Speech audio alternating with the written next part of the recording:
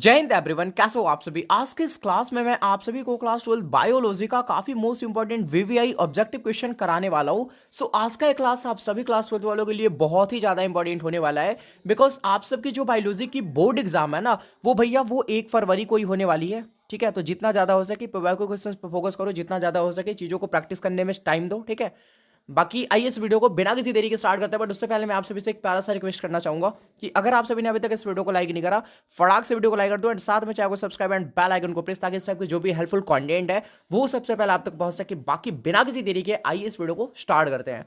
तो दोस्तों, पहला नंबर क्वेश्चन है आप सभी के सामने कि आम फल का हम कौन सा हिस्सा खाते हैं। ठीक है, जो आपका फल होता है आम, उसका हम कौन सा हिस्सा खाते हैं, बाह्य फल भीति, मध्य फल भीति, अंतः फल भीति, या फिर इनमें से कोई नहीं।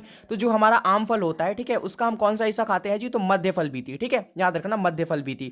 तो बी वाला ऑप्शन आप सभी के सामने बिल्कुल ही सही हो जाएगा। नेक्स्ट क्वेश्चन है आप सभी के सामने सेकंड नंबर कि समसूत्री विभाजन किसमें होता है। ये जो समसूत्री विभाजन होता है वो किसमें होता है, कायी कोशिका में, जनन कोशिका में, या फिर दोनों में, या फिर इनमें से कोई नहीं। तो इसका जो सही आंसर हो जाएगा, जो आपका समसूत्री विभाजन होता है वो आपका होता है कायी कोशिका में। ठीक है जी, तो ऑप्शन नंबर ए आप सभी के सामने बिल्कुल ही सही हो जाएगा। नेक्स्ट क्वेश्चन है आप सभी के सामने थर्ड नंबर कि इनमें से किसमें आंतरिक निषेचन नहीं होता है। ठीक है, आंतरिक निषेचन किसमें नहीं होता, पक्षी में, मेढक में, स्तनपायी में, या फिर इनमें से कोई नहीं। तो इसका जो सही आंसर हो जाएगा वो हो जाएगा जी मेढक, यानी कि फ्रॉग। तो ऑप्शन नंबर बी आप सभी के सामने बिल्कुल ही सही हो जाएगा। जो आपका मेढक होता है इसमें आपका आंतरिक निषेचन का केस देखने को नहीं मिलता है। ठीक है, फोर नंबर क्वेश्चन है आप सभी के सामने कि द्विखंडन एक प्रकार की क्या है। जो आपका द्विखंडन है वो एक प्रकार की क्या है। ठीक है, आप सभी के सामने ऑप्शन है कायिक प्रवर्धन है, या फिर अलैंगिक जनन है, या फिर लैंगिक जनन है, या फिर इनमें से कोई नहीं। तो इसका जो सही आंसर हो जाएगा, जो आपका द्विखंडन होता है वो आपका एक प्रकार का अलैंगिक जनन होता है। तो ऑप्शन नंबर बी आप सभी के सामने बिल्कुल ही सही हो जाएगा।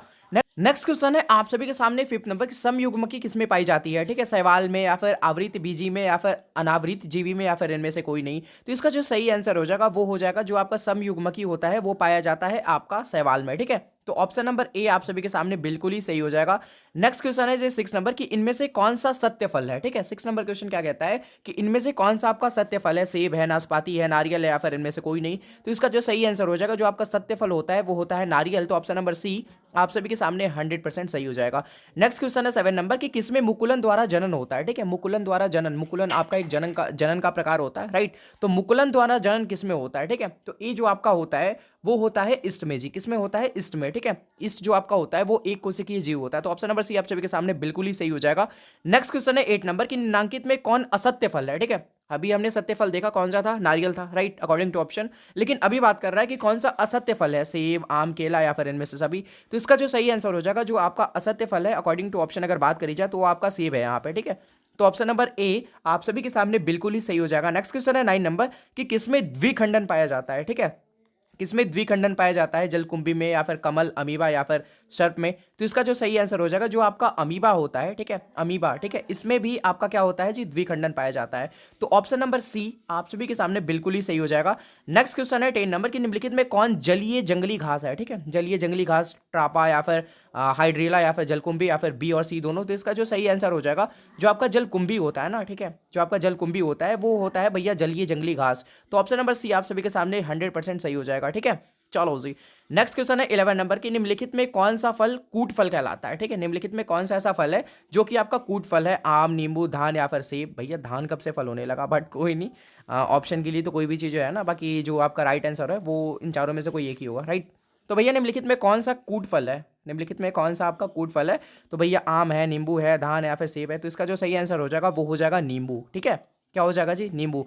तो ऑप्शन नंबर बी आप सभी के सामने बिल्कुल ही सही हो जाएगा। चलो जी बढ़ते हैं नेक्स्ट क्वेश्चन की ओर। नेक्स्ट क्वेश्चन है आप सभी के सामने 12 नंबर कि भ्रूण पोष का क्या कार्य होता है। ठीक है, जो आपका भ्रूण पोष होता है उसका क्या कार्य होता है, भ्रूण बनाना, या फिर भ्रूण को पोषण देना, या फिर लिंग का निर्धारण करना, या फिर इनमें से सभी। तो भैया जो आपका भ्रूण पोष होता है उसका जो काम होता है वो होता है भ्रूण को पोषण देना, राइट। तो ऑप्शन नंबर बी आप सभी के सामने बिल्कुल ही सही हो जाएगा। नेक्स्ट क्वेश्चन है 13 नंबर कि निम्नलिखित में कौन सा फल कूट फल है। तो अभी इस पे हमने चर्चा करा ना, नींबू होगा। ठीक है, तो ऑप्शन नंबर बी आप सभी के सामने बिल्कुल ही सही हो जाएगा। 14 नंबर क्वेश्चन की भ्रूण पोष का कार्य क्या होता है। अच्छा, ये चीजें रिपीट हो रही है क्या, बट कोई नहीं। 15 नंबर क्वेश्चन से स्टार्ट करते हैं। भूमि फलनी फल क्या है। ठीक है, जो आपका भूमि फलनी फल है वो आपका क्या है जी। ठीक है, आलू है, मूंगफली है, प्याज है, या फिर अदरक है। तो भैया जो भूमि फलनी फल है वो आपका होता है मूंगफली। ठीक है, जो आपका क्या होता है, मूंगफली। तो ऑप्शन नंबर बी आप सभी के सामने बिल्कुल ही सही हो जाएगा। नेक्स्ट क्वेश्चन है 16 नंबर की वायु परागण सामान्यता किसमें पाया जाता है। जो आपका वायु परागण सामान्यता होता है वो किसमें पाया जाता है, लीली में, घासों में, या फिर फिर ऑर्गेनिक्स में या फिर लेग्यूमस में। तो इसका जो सही आंसर हो जाएगा वो हो जाएगा घासों में, ठीक है। किसमें पाया जाता है जी? घासों में पाया जाता है। तो ऑप्शन नंबर बी आप सभी के सामने बिल्कुल ही सही हो जाएगा। नेक्स्ट क्वेश्चन है 17 नंबर कि निम्नलिखित में किसमें जल द्वारा परागण होता है? जल द्वारा परागण किसमें होता है? जलकुंभी में, कमल में, या फिर हाइड्रिला, या फिर बी एवं सी दोनों। तो इसका जो सही आंसर हो जाएगा, जो जल द्वारा आपका परागण होता है वो होता है जलकुंभी में। तो ऑप्शन नंबर ए आप सभी के सामने बिल्कुल ही सही हो जाने वाला है, ठीक है। नेक्स्ट क्वेश्चन है 18 नंबर की भ्रूण कोश की सेंट्रल कोशिका कौन सी होती है? ठीक है, जो आपका भ्रूण कोश होता है उसकी सेंट्रल कोशिका कौन सी होती है? प्रारंभिक केंद्रक, द्वितीयक केंद्रक, या फिर सहायक कोशिका, या फिर ए और बी दोनों। तो इसका जो सही आंसर हो जाएगा वो हो जाएगा द्वितीयक केंद्रक, ठीक है। तो ऑप्शन नंबर बी आप सभी के सामने बिल्कुल ही सही हो जाएगा। नेक्स्ट क्वेश्चन है 19 नंबर की मासिक चक्र, ठीक है, जो मासिक चक्र की जो केसेस होती है वो किसमें पाया जाता है? मनुष्य की मादा में, या फिर स्तनपायी मादा में, या फिर प्रीमेट की मादा में, या फिर मानव प्रजनन में। तो इसका जो सही आंसर हो जाएगा, जो आपका मासिक चक्र होता है वो भैया किसमें पाया जाता है? तो प्रीमेट की मादा में, ठीक है। किसमें जी? प्रीमेट की मादा में। तो ऑप्शन नंबर सी आप सभी के सामने बिल्कुल ही सही हो जाने वाला है। चलो नेक्स्ट क्वेश्चन है 20 नंबर कि किनका स्वर उच्च पिच स्वरमान का होता है? ठीक है, जो आपका किनका ऐसा स्वर होता है जो उच्च पिच आई मीन कि स्वरमान का होता है, ठीक है, पुरुष का, स्त्री का, किन्नर का, या फिर इनमें से कोई नहीं। तो इसका जो सही आंसर हो जाएगा वो हो जाएगा स्त्री, ठीक है। तो ऑप्शन नंबर बी आप सभी के सामने बिल्कुल ही सही हो जाएगा। नेक्स्ट क्वेश्चन है आप सभी के सामने 21 नंबर की जीव विज्ञान का पिता किसे कहा जाता है? देखो, अगर आप सभी क्लास 12 में हो, ठीक है, तो ये मायने नहीं रखता कि आप क्लास 12 में हो तभी आप इसका जवाब दे सकते हो, ठीक है। ये तो आपका like general knowledge type question हो गया ना भैया, फिजिक्स का पिता किसे कहता है, केमिस्ट्री का पिता किसे कहता है। तो उसी तरीके से बायोलॉजी का यानी कि जीव विज्ञान का पिता किसे बोलते हैं, ठीक है। तो आप किसी भी तरीके का कॉम्पिटिटिव लेवल का एग्जाम का तैयारी कर रहे हो, या फिर लाइक बोर्ड का एग्जाम की तैयारी करो, तो भैया ये तो बेसिक क्वेश्चन है, नॉर्मल क्वेश्चन है, तो याद रखने वाली चीज़ है ना। तो भैया जीव विज्ञान का जो पिता है हम बोलते हैं अरस्तु को। किन्हें बोलते हैं जी? अरस्तु को।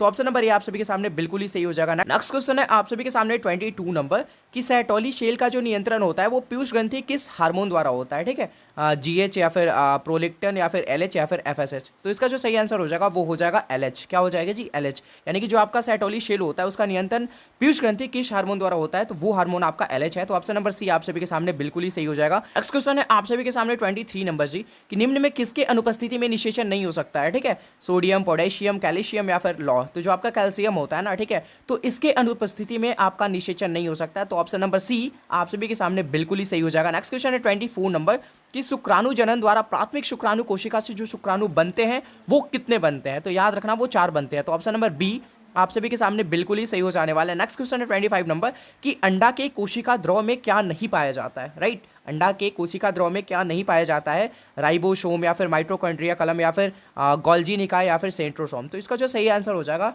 I think option number D, centrosome नहीं पाया जाता है, ठीक है। तो ऑप्शन नंबर डी आप सभी के सामने बिल्कुल ही सही हो जाएगा। नेक्स्ट क्वेश्चन है आप सभी के सामने 26 नंबर जी कि गर्भ अवस्था में कौन से महीने में गर्भाशय शिशु गतिशील होता है तथा सिर पर बाल उगाता है? ठीक है, यानी कि क्वेश्चन क्या कहता है, ध्यान से समझना। गर्भ अवस्था के समय में, सॉरी, गर्भ अवस्था के कौन से महीने में जो आपका गर्भाशय शिशु होता है वो गतिशील होता है, ठीक है, तथा सिर पर बाल उग जाते हैं? चौथा महीना, 5वां महीना, छठा महीना, या फिर तीसरा महीना।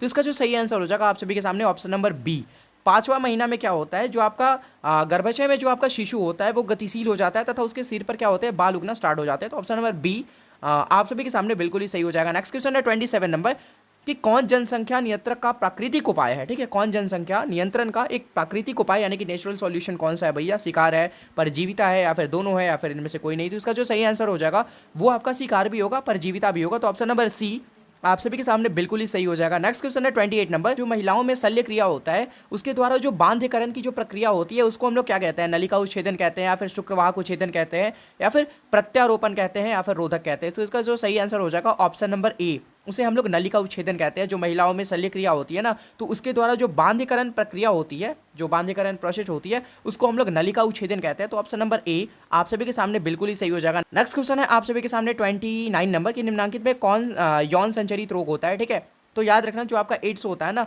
वो आपका यौन संचरित रोग होता है। तो ऑप्शन नंबर बी आप सभी के सामने बिल्कुल ही सही हो जाएगा। नेक्स्ट क्वेश्चन है 13 नंबर कि अंतर्गर्भाशय तकनीक की औसत असफलता की जो दर है वो कितनी है? 23%, 20%, 1%, या फिर 4%। तो इसका जो सही आंसर हो जाएगा वो हो जाएगा 4%। तो ऑप्शन नंबर डी आप सभी के सामने बिल्कुल ही सही हो जाएगा। अगला जो क्वेश्चन है आप सभी के सामने 31 नंबर कि जनन स्वास्थ्य के लिए क्या सावधानी की जरूरत होती है? ठीक है, जो जनन स्वास्थ्य होती है उसके लिए भैया क्या सावधानी की जरूरत होती है? यौन संचरित रोग से बचाव, या फिर गर्भपात, या फिर गर्भवती का समुचित देखभाल, या फिर इनमें से सभी। तो यहाँ पे ऑप्शन नंबर जो डी होगा ना, इनमें से सभी, यानी कि यौन संचरित रोग से बचाव भी करना है, गर्भवती का समुचित देखभाल भी करना है, ठीक है। तो ऑप्शन नंबर डी आप सभी के सामने बिल्कुल ही सही हो जाने वाला है। नेक्स्ट क्वेश्चन है 32 नंबर कि जनसंख्या विस्फोट का जो परिणाम है वो क्या है? ठीक है, आय में ह्रास होता है, भूमि का ह्रास होता है, खनिज का ह्रास होता है, या फिर इनमें से सभी। तो भैया जो आपका जनसंख्या विस्फोट है उसका जो परिणाम है वो आय में भी ह्रास होता है, यानी कि आय में भी कमी होती है, भूमि का भी ह्रास होता है, खनिज का भी ह्रास होता है। तो ऑप्शन नंबर डी आप सभी के सामने बिल्कुल ही सही हो जाएगा, यानी कि इनमें से सभी में ह्रास होता है, राइट।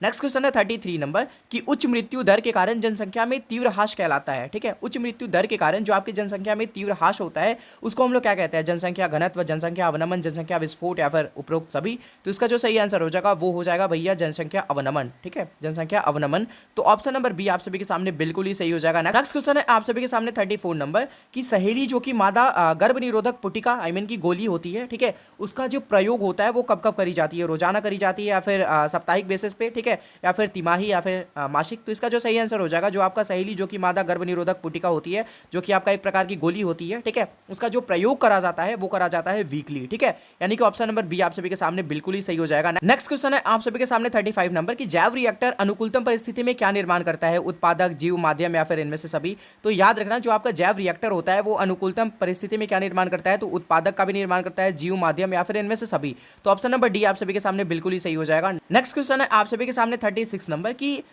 एसएल मिलर किससे संबंधित है, ठीक है, जीवन की उत्पत्ति एवं विकास से, या फिर विकास के उपयोग एवं अनुपयोग के सिद्धांत से, या फिर नौ डार्विनवाद से, या फिर नौ लेमार्कवाद से। तो इसका जो सही आंसर हो जाएगा ऑप्शन नंबर ए, जो आपके एसएल मिलर थे ना वो जीवन की उत्पत्ति एवं विकास से संबंधित है, ठीक है। तो ऑप्शन नंबर ए आप सभी के सामने बिल्कुल ही सही हो जाएगा। नेक्स्ट क्वेश्चन 37 नंबर कि जीवाश्म जो होता है वो सामान्यतः किस में पाए जाते हैं, रोमांतरिक चट्टान में, या फिर आग्नेय चट्टान में, या फिर तलछटी चट्टान में, या फिर इनमें से सभी। तो इसका जो सही आंसर हो जाएगा जो आपका जीवाश्म सामान्यतः पाए जाते हैं रूपांतरिक चट्टान में।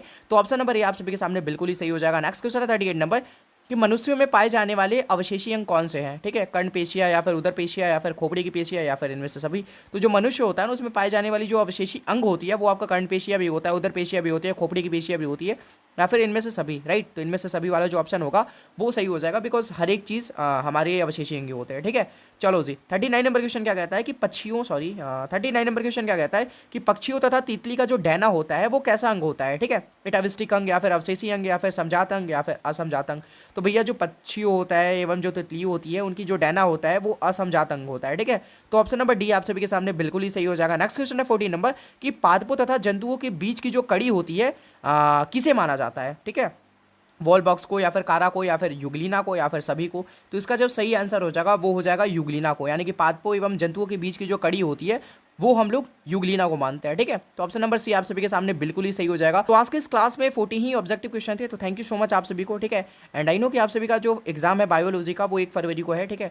तो भैया आप काफ़ी टाइम बचा नहीं है, तो जितना ज़्यादा हो सके मन लगा के तैयारी करो। 2-4 दिन टाइम बचे हैं, बस यही में है भैया, रगड़ दो तुम जितना ज़्यादा हो सके, तुमसे जितना ज़्यादा प्रैक्टिस हो सके वो करो, ठीक है। पेपर के क्वेश्चन पे फोकस करो। मॉडल पेपर जो बिहार बोर्ड लॉन्च करता है हमेशा की तरह 5 हर एक साल, ठीक है, तो उनको एक बार देख लेना। बायोलॉजी का जो भी तुम्हारा मॉडल पेपर है उनको एक बार देख लेना, ठीक है।